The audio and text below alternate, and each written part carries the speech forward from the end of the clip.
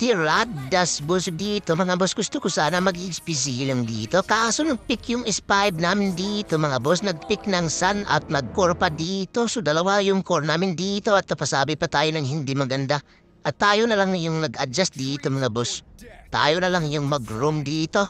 Kayang-kaya naman natin yung role natin dito. At dito, nag-aagawan sila dito pero bala ko rin itong agawin yung red buff dito mga boss dahil alam ko na to pag ganito yung mangyari sa kala ko talo kami dito mga boss. Buti na lang yung gold laner namin dito Leslie. Ang galing niya dito mga boss.